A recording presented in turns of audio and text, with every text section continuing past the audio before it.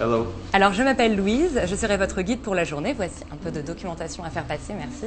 Ensemble, nous allons découvrir quels étaient les rites, les traditions et les coutumes de ce qu'on appelait autrefois les restaurants. Cette activité sociale, aujourd'hui totalement disparue.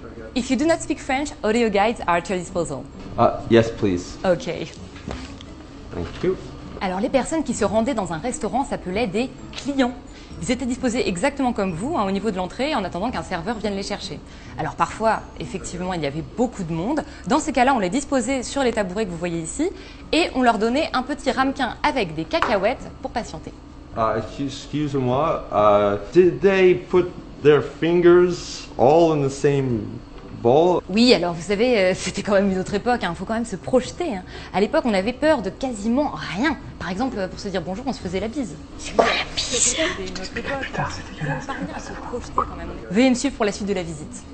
Et je vais vous montrer ma pièce préférée du musée. Alors, on se trouve ici face à ce qu'on appelle une table. Le procédé est on ne peut plus simple, payer pour qu'on nous prépare à manger. Attention, jeune homme, on ne touche pas. Excusez-moi, mais c'est une pièce de collection, faut faire très attention, c'est très fragile.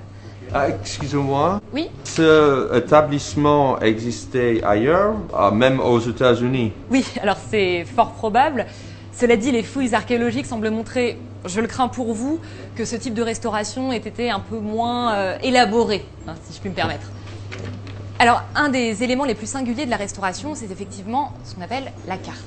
Et à l'intérieur, on retrouvait la liste des aliments que l'on pouvait commander pour le soir. Je vous en donne quelques reproductions. Faites attention, c'est très fragile. Merci. Trop beau. Alors, quelques précisions sur le déroulement du repas. Une règle sociale consistait à poser la question « Et toi, qu'est-ce que tu prends ?» C'était pas individuel? Oui et non. C'est-à-dire que le dernier à avoir posé la question prenait souvent le même choix que la personne à qui il venait de poser la question. Sinon, il lui arrivait de se servir et de piquer dans l'assiette de l'autre. C'est trop bizarre.